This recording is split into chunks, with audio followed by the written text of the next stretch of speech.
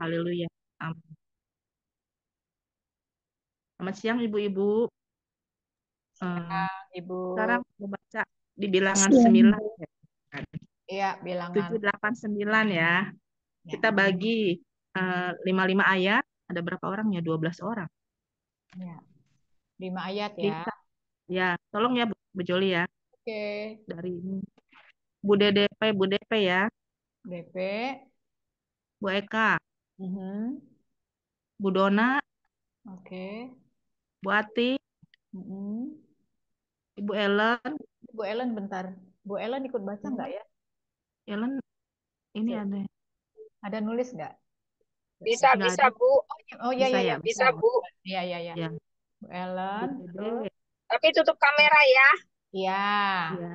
Bu Dede terus Sofi ya. Sofi. Mhm. Linda. Linda. Bu Linda nyimak kayaknya dia lagi ngantri di rumah sakit untuk Oh. mama. Mhm. Lingling. Bu Lingling. Link ikut. Ya. Terus Bu Naceh ya. Dua. Itu Bu Naceh baru nongol. Ya, Bu Naceh. Baru Joli dan Bu Sandra terakhir ya. Ya. Oke, saya ulang ya. Dari Bu DP, baru Bu Eka, lalu Dona, lalu Bu Ati. Setelah Bu Ati, Bu Ellen, baru Dede, baru Sofi, Lingling, Naceh, Joli, baru Bu Sandra. Ya. Silakan Ibu Bu DP. Pasal 7 ayat 1 sampai 5. Oke. 5 ayat ya kita ya. Siap. Bilangan 7, persembahan pada waktu pentahbisan kemah suci. Ayat 1. Pada waktu Musa selesai mendirikan kemah suci, diurapinya dan dikuduskannya lah itu dengan segala perabotannya. Juga mesbah dengan segala perkakasnya, dan setelah diurapi dan dikuduskannya semuanya itu, ayat 2, maka para pemimpin Israel, para kepala suku mereka, mempersembahkan persembahan. Mereka itu ialah para pemimpin suku yang bertanggung jawab atas pencatatan itu. Ayat 3, sebagai persembahan dibawa mereka ke hadapan Tuhan, 6 kereta beratap dengan 12 ekor lembu, 1 kereta untuk 2 orang pemimpin dan 1 ekor lembu untuk 1 orang pemimpin. Lalu mereka membawa semuanya itu ke depan kemah suci. Ayat 4. Kemudian Tuhan berfirman kepada Musa, ayat 5, terimalah semuanya itu dari mereka supaya dipergunakan untuk pekerjaan pada kemah pertemuan. Berikanlah semuanya itu kepada orang Lewi sesuai dengan keperluan pekerjaan masing-masing. Amin. Amin. Oke. Ayat 6. Lalu Musa menerima kereta-kereta dan lembu-lembu itu dan memberikannya kepada orang Lewi. Ayat 7. 2 kereta dengan 4 ekor lembu diberikannya kepada Bani Gerson sesuai dengan keperluan pekerjaan mereka. Ayat 8. Dan 4 kereta dengan 8 ekor lembu diberikannya kepada Bani Merari sesuai dengan keperluan pekerjaan mereka di bawah pimpinan Itamar, anak Imam Harun. Itu ayat 9, tetapi kepada Bani Kehat tidak diberikannya apa-apa karena pekerjaan mereka ialah mengurus barang-barang kudus yang harus diangkat di atas bahunya. Ke-10, lagi para pemimpin mempersembahkan persembahan pentahbisan mezbah. Pada hari mezbah itu diurapi, para pemimpin membawa persembahan mereka ke depan mezbah itu. Amin. Bu Dona. 11. Tuhan berfirman kepada Musa, satu pemimpin setiap hari haruslah mempersembahkan persembahannya untuk mentahbiskan mezbah itu. 12. Yang mempersembahkan persembahannya pada hari pertama ialah Nahason bin Aminadab dari suku Yehuda. 13. Persembahannya ialah 1 pinggan perak, 130 sikal timbangannya, dan 1 bokor penyiraman dari perak 70 sikal beratnya, ditimbang menurut sikal kudus. Keduanya berisi tepung yang terbaik diolah dengan minyak untuk korban sajian. 14. 1 cawan, 10 sikal emas beratnya berisi ukupan. 15. Seekor lembu jantan muda, seekor domba jantan, dan seekor domba berumur setahun untuk korban bakaran. Amin. 16. Seekor kambing jantan untuk korban penghapus dosa. Ayat 17. Dan untuk korban keselamatan 2 ekor lembu, 5 ekor domba jantan, 5 ekor kambing jantan, dan 5 ekor domba berumur setahun. Itulah persembahan Nahason bin Aminadab. 18. Pada hari kedua, Netanel bin Zuar, pemimpin suku Isakar, mempersembahkan persembahan. Ayat 19, sebagai persembahannya dipersembahkannya 1 pinggan perak, 130 sikal timbangannya, dan 1 bokor penyiraman dari perak, 70 sikal beratnya. Ditimbang menurut sikal kudus. Keduanya berisi tepung yang terbaik, diolah dengan minyak untuk korban sajian. Ayat 20, 1 cawan 10 sikal emas beratnya, berisi ukupan. Amin. Ayat 21, seekor lembu jantan muda, seekor domba jantan, dan seekor domba berumur setahun untuk korban bakaran. 22, seekor kambing jantan untuk korban penghapus dosa. 23, dan untuk korban keselamatan 2 ekor lembu, 5 ekor domba jantan, 5 ekor kambing jantan, dan 5 ekor domba berumur setahun. Itulah persembahan Netanel bin Zuar. 24, pada hari ketiga, pemimpin Bani Zebulon, Leab bin Helon, persembahannya ialah 1 pinggan perak, 130 sikal timbangannya, dan 1 bokor penyiraman dari perak, 70 sikal beratnya. Ditimbang menurut sikal kudus. Keduanya berisi tepung yang terbaik, diolah dengan minyak untuk korban sajian. Amin. Bilangan 7 ayat 26 sampai dengan 30. 1 cawan 10 sikal emas beratnya berisi ukupan. Seekor lembu jantan muda, seekor domba jantan, dan seekor domba berumur setahun untuk korban bakaran. Seekor kambing jantan untuk korban penghapus dosa. Dan untuk korban keselamatan, 2 ekor lembu, 5 ekor domba jantan, 5 ekor kambing jantan, dan 5 ekor domba berumur setahun. Itulah persembahan Eliab bin Helon. Pada hari keempat, pemimpin Bani Ruben, Elizur bin Shedeur. Amin. Ayat 31, persembahannya ialah 1 pinggang perak, 130 sikal timbangannya, dan 1 bokor penyiraman dari perak, 70 sikal beratnya, ditimbang menurut sikal beratnya. Sikal kudus, keduanya berisi tentang yang terbaik, diolah dengan minyak untuk korban sajian. 32, 1 cawan 10 sikal emas beratnya, berisi ukupan.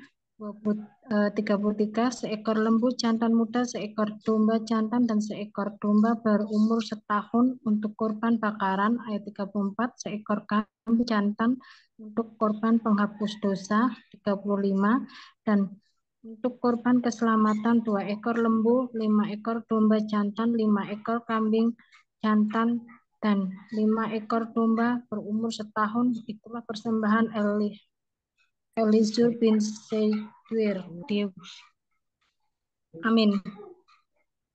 Ayat 36, pada hari kelima, pemimpin Bani Simeon, Selumiel bin Zurissyadai, 37, persembahannya ialah 1 pinggan perak, 130 sikal timbangannya, dan 1 bokor penyiraman dari perak, 70 sikal beratnya, ditimbang menurut sikal kudus. Keduanya berisi tepung yang terbaik, diolah dengan minyak untuk korban sajian.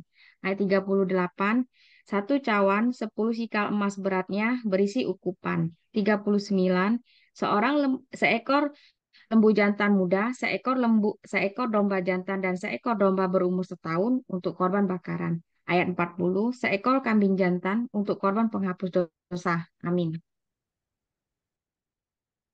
Bun Aceh. Ayat 41, dan untuk korban keselamatan 2 ekor lembu, 5 ekor domba jantan, 5 ekor kambing jantan, dan 5 ekor domba berumur setahun. Itulah persembahan Selumiel bin Jeris Yadai. 42, pada hari ke-6 pemimpin Bani Gad, Eliasab bin Rehuel, 43. Persembahannya ialah 1 pinggan perak, 130 sikal timbangannya, dan 1 bokor penyiraman dari perak, 70 sikal beratnya, ditimbang menurut sikal kudus. Keduanya berisi tepung yang terbaik, diolah dengan minyak untuk korban sajian. 44. 1 cawan 10 sikal emas beratnya, berisi ukupan. 45. Seekor lembu jantan muda, seekor domba jantan, dan seekor domba seumur setahun untuk korban bakaran. Amin. 46.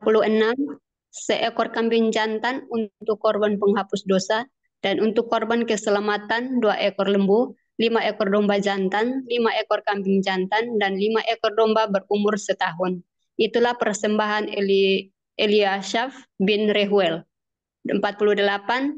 Pada hari ke-7 pemimpin Bani Efraim Elisama bin Amihud. 49.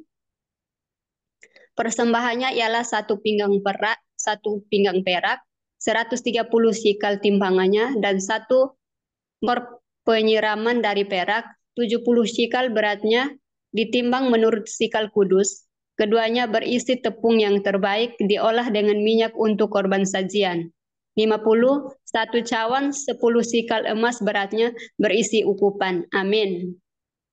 51. Seekor lembu jantan muda, seekor domba jantan, dan seekor domba berumur setahun untuk korban bakaran. 52.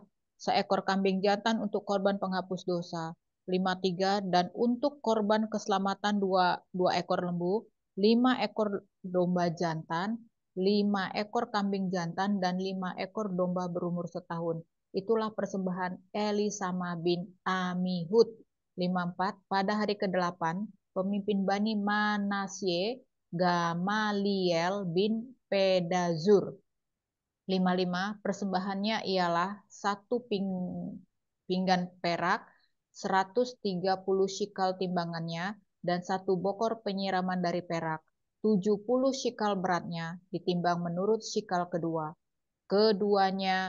Sikal kudus, keduanya berisi tepung yang terbaik, diolah dengan minyak untuk korban sajian. Amin. Ayat 56. 1 cawan 10 sikal emas beratnya, berisi ukupan. Seekor lembu jantan muda, seekor domba jantan, dan seekor domba berumur setahun untuk korban bakaran. Seekor kambing jantan untuk korban penghapus dosa, dan untuk korban keselamatan 2 ekor lembu, 5 ekor domba jantan, 5 ekor kambing jantan, dan 5 ekor domba berumur setahun. Itulah persembahan Gamaliel bin Pedasur. Ayat 60. Pada hari ke-9 pemimpin Bani Benyamin Abidan bin Gideoni Amin. Ayat yang ke-61. Persembahannya ialah 1 pinggan perak, 130 sikal timbangannya, dan 1 bokor penyiraman dari perak, 70 sikal beratnya, ditimbang menurut sikal kudus. Keduanya berisi tepung yang terbaik, diolah dengan minyak untuk korban sajian. 62. 1 cawan 10 sikal emas beratnya, berisi ukupan. 63. Seekor lembu jantan muda, seekor domba jantan, dan seekor domba berumur setahun untuk korban bakaran. 64. Seekor kambing jantan untuk korban penghapus dosa. 65. Dan untuk korban keselamatan 2 ekor lembu, 5 ekor domba jantan, 5 ekor kambing jantan, dan 5 ekor domba berumur setahun. Itulah persembahan Abidan bin Gideoni. Amin. Ya. 66. Pada hari ke-10, pemimpin Bani Dan, Ehiezer bin Amisyaddai. 67. Persembahannya ialah 1 pinggan perak, 130 sikal timbangannya, dan 1 bokor penyiraman dari perak, 70 sikal beratnya, ditimbang menurut sikal kudus. Keduanya berisi tepung yang terbaik, diolah dengan minyak untuk korban sajian. 68. 1 cawan 10 sikal emas beratnya, berisi ukupan. 69. Seekor lembu jantan muda, seekor domba jantan, dan seekor domba berumur setahun untuk korban bakaran. 70. Seekor kambing jantan untuk korban penghapus dosa. Amin. 71 dan korban keselamatan 2 ekor lembu, 5 ekor domba jantan, 5 ekor kambing jantan, dan 5 ekor domba berumur setahun, itulah persembahan Ahiezer bin Amisyadai. 72 pada hari ke-11 pemimpin Bani Asher Pagiel bin Okran. 73 persembahannya ialah 1 pinggan perak 130 sikal timbangannya dan 1 bokor penyiraman dari perak. 70 sikal beratnya ditimbang menurut sikal kudus. Keduanya berisi tepung yang terbaik diolah dengan minyak untuk korban sajian. 74 1 cawan 10 sikal emas beratnya berisi ukupan. 75 seekor lembu jantan muda, seekor domba jantan dan seekor domba berumur setahun untuk korban bakaran. Ayat 76, seekor kambing jantan untuk korban penghapus dosa. 77 dan untuk korban keselamatan 2 ekor lembu, 5 ekor domba jantan, 5 ekor kambing jantan, dan 5 ekor domba berumur setahun. Itulah persembahan Pagiel bin Okran. Ayat 78, pada hari ke-12 pemimpin Bani Naftali Ahira bin Enan. 79 persembahannya ialah 1 pinggan perak 130 shikal timbangannya dan 1 bokor penyiraman dari perak 70 shikal beratnya ditimbang menurut sikal kudus. Keduanya berisi tepung yang terbaik diolah dengan minyak untuk korban sajian. Ayat 80, 1 cawan 10 sikal emas beratnya berisi ukupan. Amin. Ayat 81, seekor lembu jantan muda, seekor domba jantan dan seekor domba berumur setahun untuk korban bakaran. 82, seekor kambing jantan untuk korban penghapus dosa. 83, dan untuk korban keselamatan 2 ekor lembu, 5 ekor domba jantan, 5 ekor kambing jantan, dan 5 ekor domba berumur setahun. Itulah persembahan Ahira bin Enam.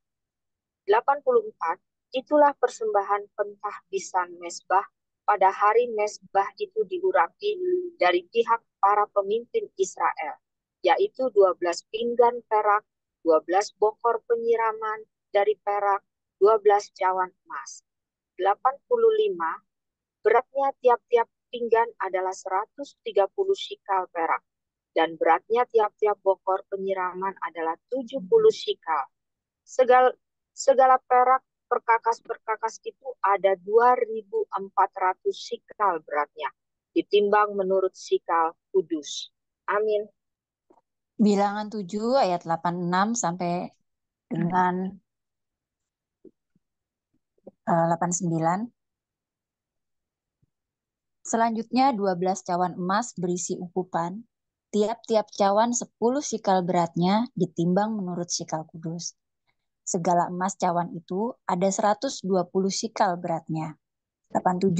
Segala hewan untuk korban bakaran itu ialah 12 ekor lembu jantan, 12 ekor domba jantan, 12 ekor domba berumur setahun dengan korban sajiannya, juga 12 ekor kambing jantan untuk korban penghapus dosa. 88. Segala hewan korban keselamatan itu ialah 24 ekor lembu jantan, 60 ekor domba jantan, 60 ekor kambing jantan, 60 ekor domba berumur setahun. Itulah persembahan pentahbisan mezbah sesudah mezbah itu diurapi. 89. Apabila Musa masuk ke dalam kemah pertemuan untuk berbicara dengan dia, maka ia mendengar suara yang berfirman kepadanya dari atas tutup pendamaian, yang di atas tabut hukum Allah, dari antara kedua kerup itu, demikianlah ia berfirman kepadanya.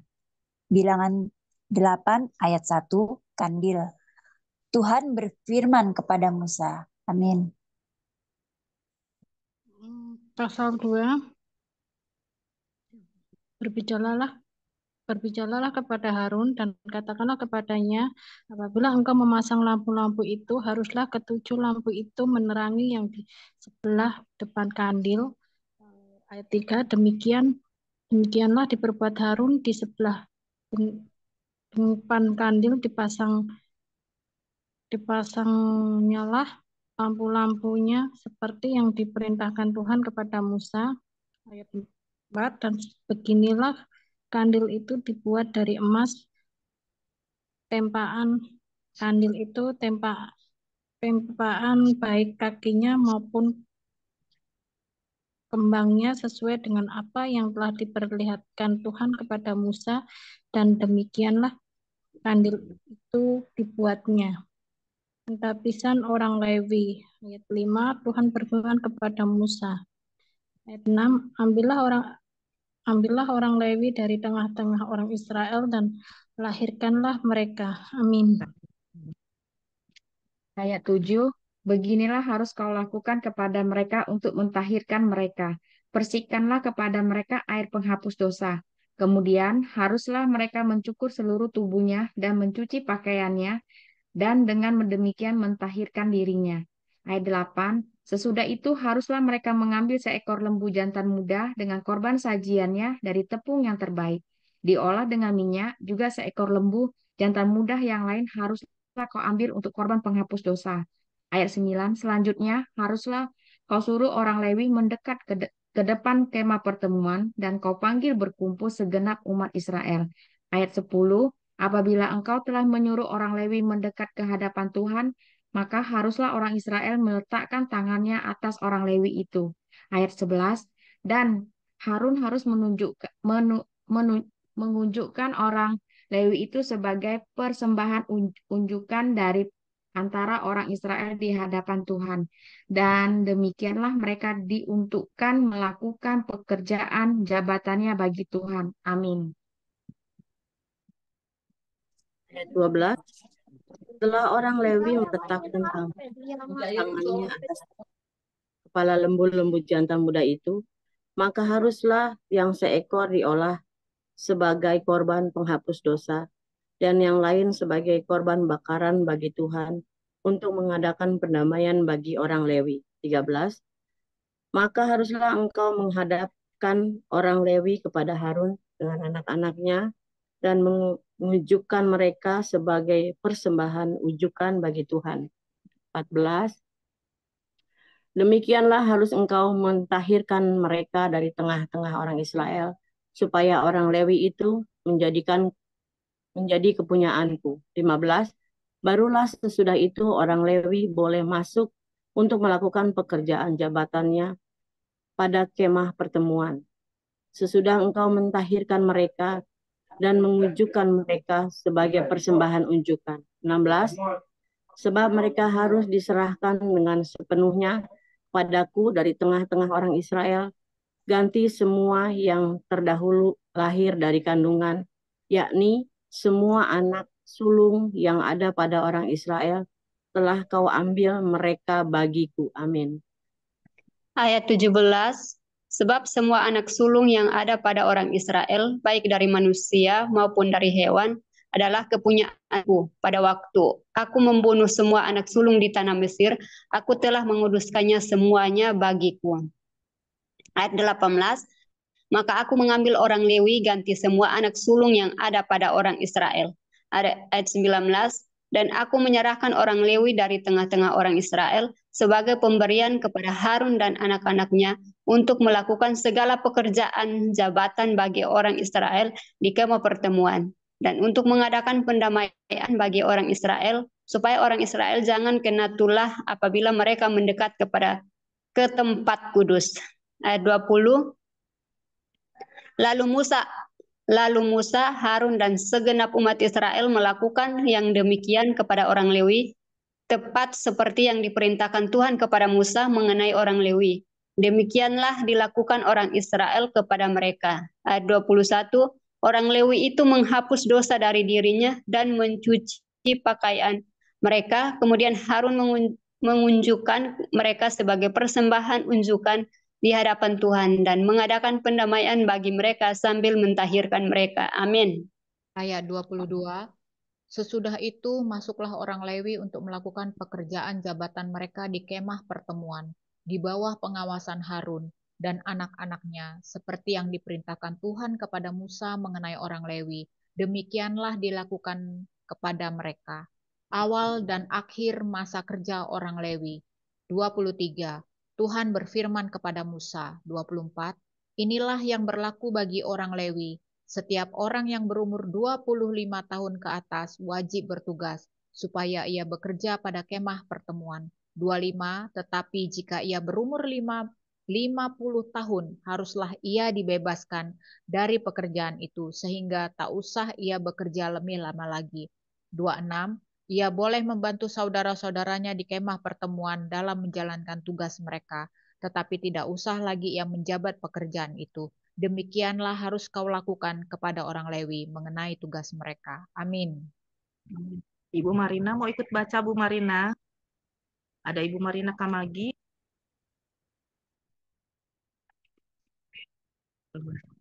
Ya, saya lanjut ya. Pasal 9, ketetapan-ketetapan mengenai perayaan Paskah.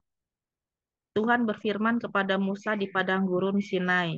Pada bulan yang pertama tahun yang kedua, sesudah mereka keluar dari tanah Mesir.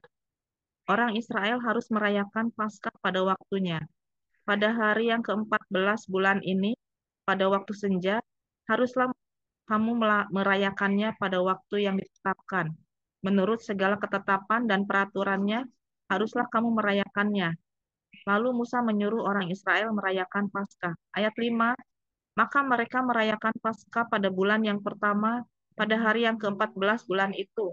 Pada waktu senja di padang gurun Sinai, tepat seperti yang diperintahkan Tuhan kepada Musa, demikianlah dilakukan oleh orang Israel. Amin. Ayat yang ke-6, tetapi ada beberapa orang yang najis oleh karena mayat, sehingga tidak dapat merayakan Paskah pada hari itu. Mereka datang menghadap Musa dan Harun pada hari itu juga. Ayat yang ke-7, lalu berkata kepadanya, sungguh pun kami najis oleh karena mayat. Dengan dasar apakah kami dicegah mempersembahkan persembahan bagi Tuhan di tengah-tengah orang Israel pada waktu yang ditetapkan? Ayat 8, lalu jawab Musa kepada mereka, tunggulah dahulu. Aku hendak mendengar apa yang akan diperintahkan Tuhan mengenai kamu. 9, lalu berfirmanlah Tuhan kepada Musa. 10, katakanlah kepada orang Israel, apabila salah seorang di antara kamu atau keturunanmu najis oleh karena mayat, atau berada dalam perjalanan jauh, maka ia harus juga merayakan Paskah bagi Tuhan. Amin.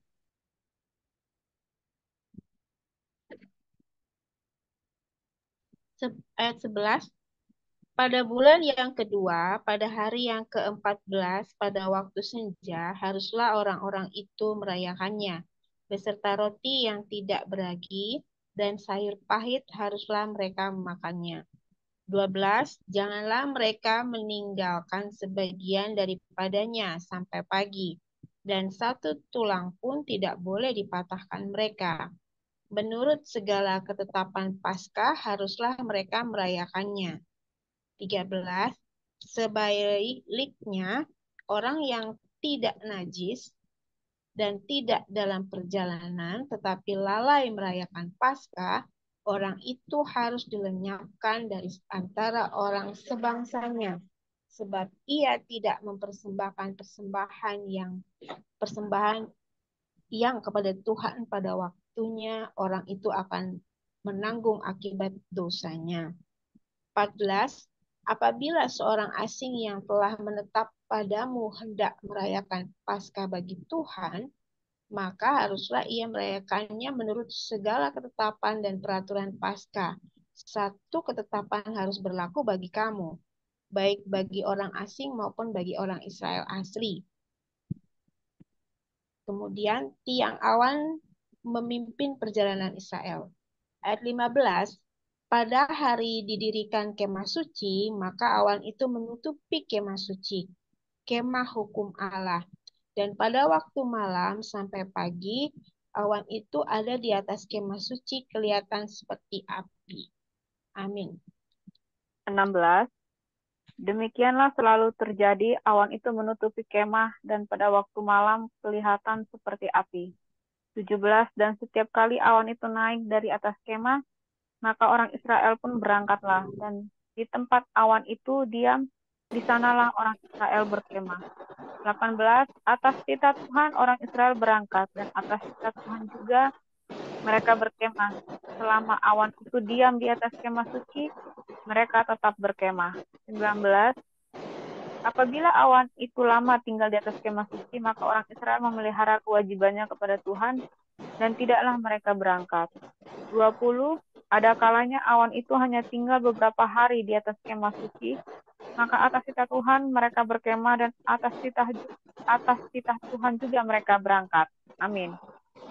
Ayat 21, ada kalanya awan itu tinggal dari petang sampai pagi. Ketika awan itu naik pada waktu pagi, mereka pun berangkatlah, baik pada waktu siang, baik pada waktu malam. Apabila awan itu naik, mereka pun berangkatlah.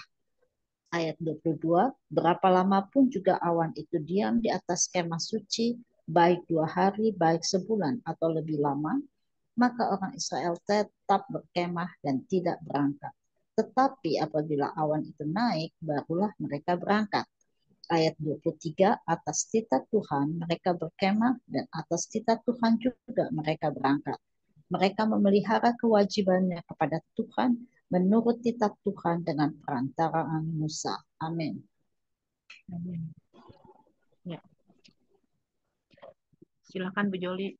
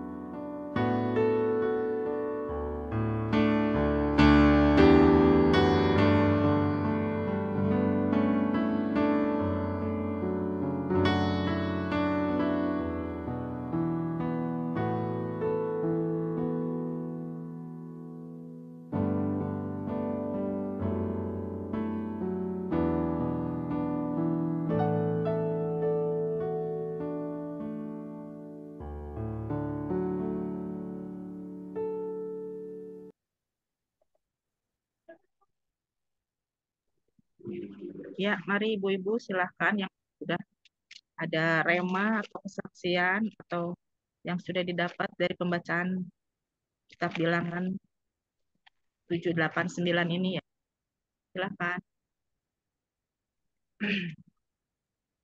Saya mulai dulu ya, Bu Sandra. Ya, Baik, saya mendapat rema di bilangan 8 ayat 23 tuh yang sampai 26, awal dan akhir masa kerja orang Lewi. Jadi saya melihat di sini bahwa masa pensiun itu juga ternyata sudah diatur di Alkitab ya, sejak dulu bahkan ya. Nah, saya melihat di sini bahwa usia produktif itu 25 sampai 50 tahun. Ya, di sini sudah dikatakan di ayat 24. Inilah yang berlaku bagi orang Lewi, setiap orang yang berumur 25 tahun ke atas wajib bertugas. Nah, di ayat 25, tetapi jika ia berumur 50 tahun haruslah ia dibebaskan dari pekerjaan. Jadi usia produktif yang ditetapkan oleh Tuhan kepada Musa itu adalah 25 sampai 50 tahun. Nah, bukan, kalau saya melihat bukan berarti bahwa usia 50 tahun dibebas tugaskan, artinya dia tidak terpakai lagi, tidak gitu ya. Tetapi dia dibebas tugaskan dari tanggung jawab yang berat supaya bisa menikmati masa tuanya, begitulah saya kira-kira. Kalau kita tarik di konteks saat ini, usia-usia di atas 50 itu memang lebih pantas menjadi seorang senior atau advisor karena atau penasehat gitu ya, karena pengalamannya. Nah, seperti itu. Jadi ternyata usia pensiun pun sudah diatur di masa lalu ya, maksud saya di zaman perjanjian lama, dan kenyataannya memang di masa kini pun usia ini berlaku di beberapa tempat, terutama ya yang di dunia profesional, perusahaan gitu ya, udah ditetapkan batas maksimal seorang bisa bekerja itu 50. Bahkan misalnya di penerbangan kalau nggak salah itu usia 47 saja sudah dipensiunkan gitu ya. Jadi memang luar biasa membaca firman Tuhan, banyak hal yang akhirnya kita sadari segala sesuatu itu diatur dengan sangat teliti dan sangat detail oleh Tuhan. Bahkan usia bekerja seorang produktif pun diatur di sini. Seperti itu Bu Sandra, terima kasih. ya, ya. Terima kasih Bu Joli ya. Memang kita kalau secara tugas ya sudah ada aturan-aturannya. Siapa lagi? Monggo.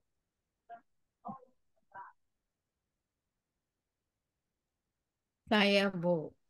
Iya, monggo Bu Dede. Saya mau bagiin yang dari bilangan 9, Bu. Iya. Bilangan 9 mengenai tiang awan dan tiang api. Jadi di sini kan disebutkan pada saat tiang awan itu ada, orang Israel nggak boleh pergi. Pada saat tiang api juga ada, orang Israel tetap tinggal. Tapi yang luar biasa ya di sini dikatakan ada kalanya awan itu hanya tinggal beberapa hari di atas kemah suci, maka atas titah Tuhan mereka berkemah dan atas titah Tuhan juga mereka berangkat. Ada kalanya awan itu di ayat 21 tinggal petang sampai pagi. Jadi kebayang ya, orang Israel baru juga naruh barang, udah harus siap berangkat lagi. Jadi mereka ready to go gitu kan. Kalau misalnya saya perhatikan dengan kata-kata yang ini, cuma sehari mereka harus pergi lagi.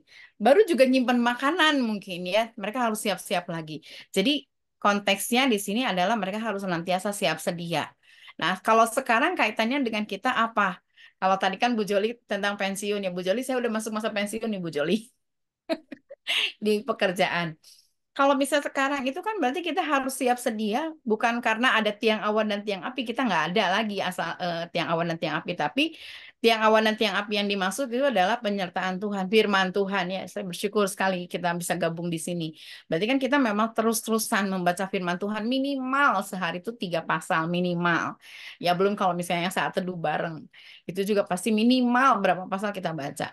Jadi dengan kata lain, dikatakan kalau orang Israel atas titah Tuhan, yang di ayat 23, atas titah Tuhan mereka berkemah, dan atas titah Tuhan juga mereka berangkat. Nggak ada komando, mereka hanya lihat, oh ada tiangnya, udah beranjak, mereka siap-siap. Kita juga mungkin nggak ada komando dari siapa-siapa, tapi firman Tuhan yang mengatakan kepada kita, kita harus ikuti jalan dari firman Tuhan itu sendiri. Karena kan di Yohanes 1 ayat 1 kan disebutkan, firman itu adalah Allah sendiri. Jadi Allah sendiri yang dalam wujud firman, yang menjadi pribadi firman, itu yang akan mengomandoi kita, bagaimana kita harus berjalan, bagaimana kita harus bekerja, bagaimana kita harus bersikap, dan seterusnya. Itu saja Bu Sandra, terima kasih. Makasih Bu DP. Ayo siapa yang lainnya yuk? Bu Eka, udah dapet? Bu Nace, Bu Ati. Ayo. Sebenarnya Ya. sama dengan Ibu Dede tadi ya di bilangan ayat 9. Di sini saya tambahkan saja bahwa di sinilah ketaatan kita untuk melakukan firman Tuhan. Itu saja. Iya, terima kasih. Bu Ellen, ayo. Bu Dorea, Bu Dede, Sofi. Monggo yang sudah dapat.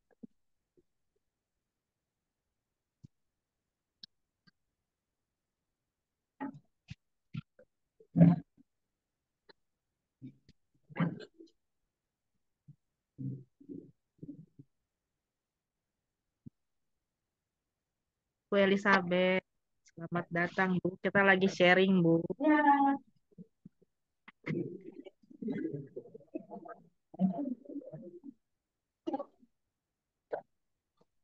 Selamat sore, maaf terlambat.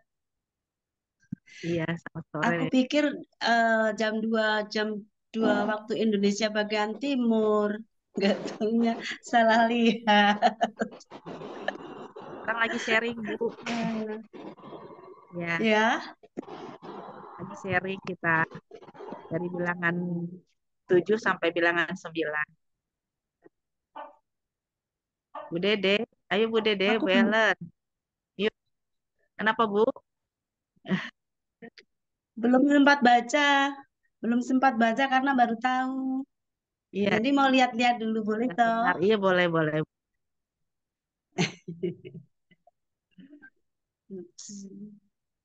Iya.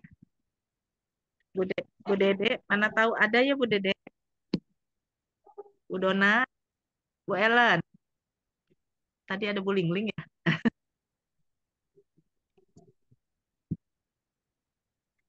Bu Linda juga ada.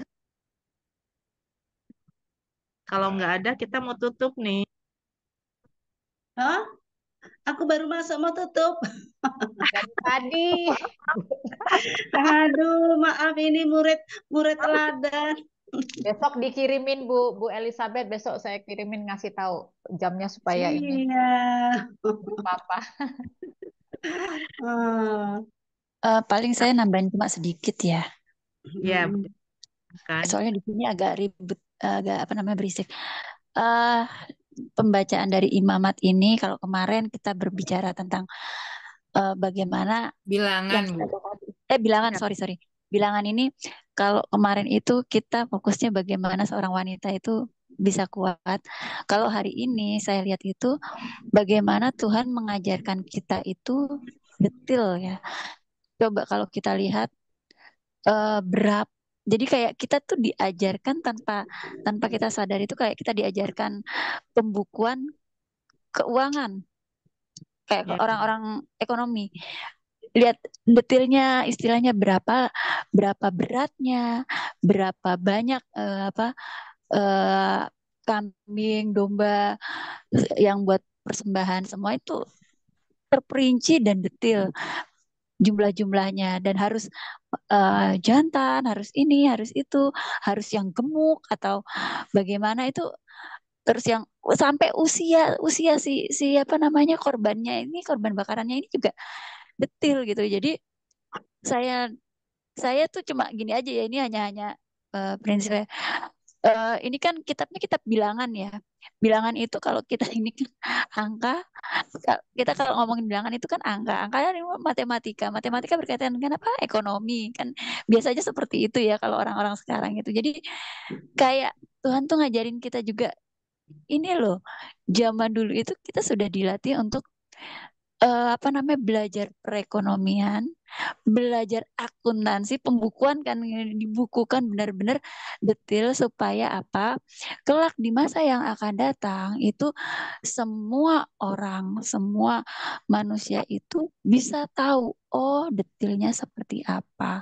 Sejarahnya jelas, terus apa istilahnya yang perintilan-perintilannya itu jelas banget itu aja sih. Terima kasih.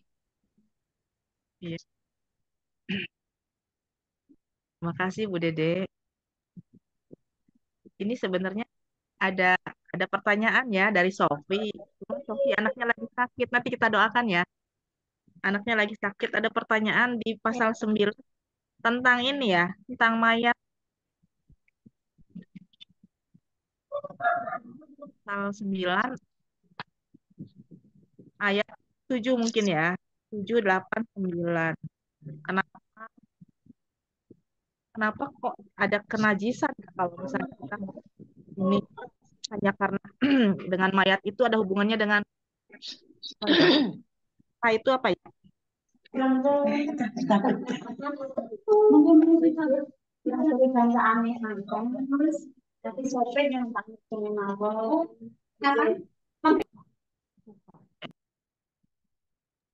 Tapi lebih baik besok aja ya kita sambung ya, karena yang Itu bertanyanya Bu Eka mau jawab, Bu.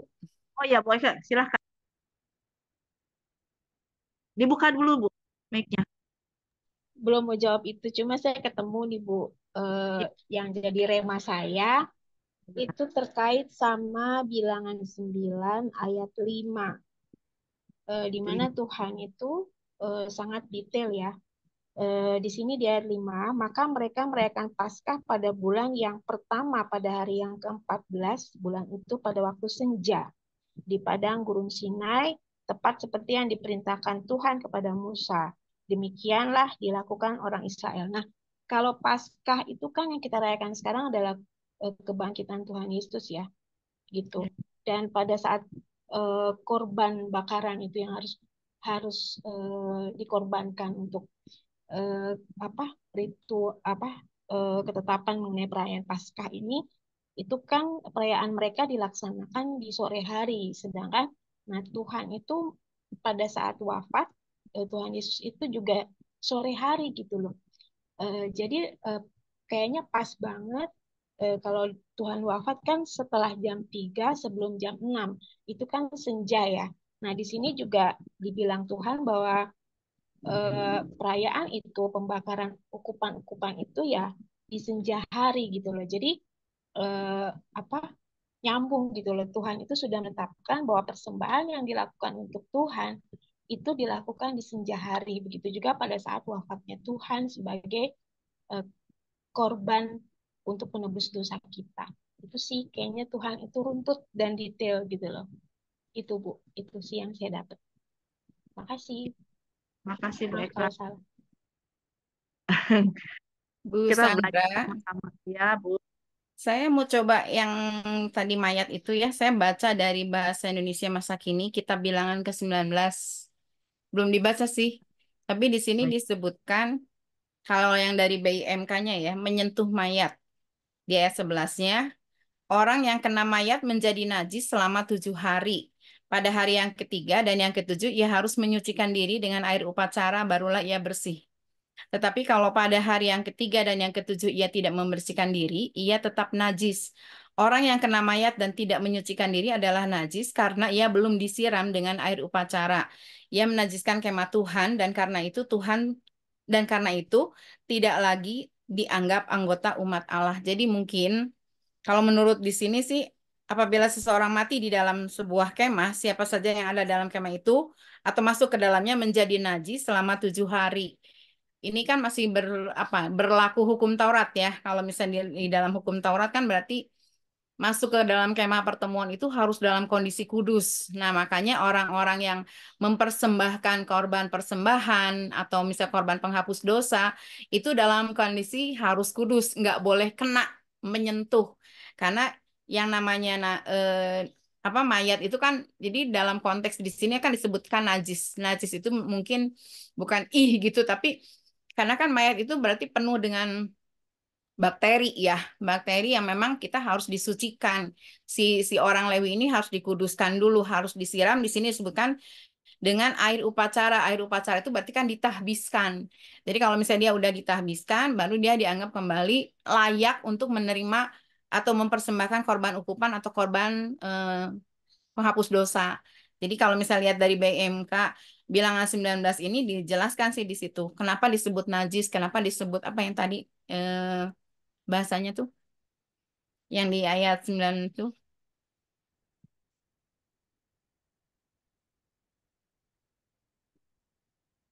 najis juga kan, tetapi ada beberapa orang yang najis karena mayat. Jadi najisnya itu mungkin bukan najis karena jijik atau sebagainya, tapi karena mungkin karena virus bakteri itu yang memang harus dikuduskan. Karena ketika si orang Lewi ini masuk ke dalam kemah mesbah Tuhan itu dalam kondisi harus kudus. Makanya dia juga harus menyucikan pakaiannya, menyucikan dirinya, dan dia memang harus dalam kondisi kudus karena Allah itu adalah kudus. Itu sih mungkin kalau menurut bilangan 19 ini relevansinya ke situ. Mana Bu Sofi? Kalau nggak ini mungkin nanti kita tanya lagi ke Patim ya. Iya, iya. Ibu-ibu masih ada yang mau diutarakan, dibagikan, saksian juga boleh. Kalau enggak, kita mau tutup. Bu Sandra, sebelum tutup Ya. doa, saya mau ngasih tahu aja sama ibu-ibu bahwa eh, kemarin kan kita seru ya dengan bilangan 5 mengenai, sebentar saya lihat, mengenai apa tuh? Yang cemburu itu loh, hukum mengenai perkara cemburuan. Jadi saya terpikir mungkin hari Sabtu depan, bukan Sabtu ini, mau mengundang satu narasumber ya, juga seorang teolog, tapi saya lihat dia bagus ya, karena saya sudah mengikuti berapa kali dan dia orang Manado gitu. Jadi untuk membahas khusus mengenai lelaki dan cemburu. Jadi hanya membahas yang terkait yang kita bahas itu. Jadi mau lihat dari sudut pandang dari laki-laki dan dia mungkin bisa mengupas tuntas untuk siap-siap diserbu oleh kita. Itu pengumuman aja. Terima kasih. Kita tunggu jadwalnya Bu Joli ya. Ya, minggu Jangan lupa. depan iya. Jam Mudah-mudahan berapa Bu? seperti biasa hari Sabtu di minggu depan. Tapi saya harus ini dulu ya, pendekatan dulu. Mudah-mudahan beliau punya waktu gitu loh untuk membantu kita. Dia seorang dokter ya, jadi dokter, pendeta juga. Jadi saya lihat dia bagus sekali ketika memberi apa, mengupas gitu kan. Saya pikir ini kita bisa. Saya coba mudah-mudahan beliau mau meluangkan waktu terhadap ibu-ibu cantik ini semua. Baik, terima kasih. Itu aja Bu Sandra. Iya, iya. Terima kasih Bu Joli informasinya. Kita tutup ya. Kita minta Ibu Elizabeth ya yang doa ya Bu. Yang datang telat dihukum. Hukumannya doa. Gak apa-apa ya Bu ya. Doa apa ini? Doa apa? Doa penutup aja keseluruhan. Tergantung mengalir aja Bu. Tuhan mau titip pesan buat kita-kita boleh satu-satu didoain. Gitu. Iya, iya, iya. Mengalir Mari aja. kita, Iya. ya, mari kita berdoa. Di dalam nama Tuhan kami Yesus Kristus yang sudah mengasihi kami sampai hari ini, kami bersyukur ya Tuhan Yesus, karena Bapa telah menolong kami semua di dalam pertemuan Zoom pada sore hari ini. Aku sungguh bersyukur ya Tuhan, kami semua sungguh bersyukur karena walaupun kami satu persatu berjauhan, tetapi kami sungguh-sungguh mempunyai frekuensi yang sungguh-sungguh jelas, sungguh-sungguh nyata, dan bisa kami dapatkan dan sampai kepada kami satu persatu. Kami sungguh bersyukur ya Tuhan Yesus, walaupun dengan keterlambatan waktu kami, itu tidak mengubah di dalam semangat untuk melihat ibu-ibu yang begitu semangat juga di dalam menelaah bilangan. Kami percaya Roh Kudus yang sudah berbicara kepada semua ibu-ibu yang berada di Zoom ini biarlah setiap penyampaian atau kata-kata atau pendapatan sungguh-sungguh menjadi berkat bagi kami semua. Kami sungguh bersyukur ya Tuhan Yesus untuk ibu-ibu yang sudah meluangkan waktunya, yang sebetulnya jam ini adalah jam istirahat, tetapi oleh karena kasih dan kuasa Roh Kudus yang telah menggerakkan, memampukan ibu-ibu untuk berkumpul di ini ya Tuhan Yesus, itu bukan suatu yang gampang bagi ibu-ibu untuk meluangkan waktu ini, tetapi karena kasih dan kemurahan Roh Kudus yang telah menolong kami satu persatu. Kami percaya, pakailah kami sebagai ibu-ibu yang bijaksana, sebagai ibu-ibu yang menjadi ibu yang sungguh-sungguh diberkati oleh kuasa Roh Kudus, menjadi ibu rumah tangga yang sungguh-sungguh selalu mendampingi anak, suami, dan selalu melakukan tugas pekerjaan yang Tuhan percayakan kepada ibu-ibu ini dengan penuh kasih dan kuasa-Nya. Kami sungguh bersyukur ya Tuhan Yesus oleh karena kasih, kekuatan, kesehatan yang Tuhan limpahkan bagi kami semua, sehingga pada siang hari ini kami bisa bertemu, bisa membahas tentang bilangan, dan biarlah waktu-waktu selanjutnya kami serahkan kepada Roh Kudus sendiri, dan Roh Kudus sendiri akan berbicara kepada kami. Dan biarlah untuk setiap kata-kata atau ayat-ayat Alkitab yang dari bilangan yang akan dilanjutkan nanti, kami percaya juga Roh Kudus ikut campur tangan. Terpujilah namamu ya Tuhan Yesus kekal selamanya. Haleluya. Amin.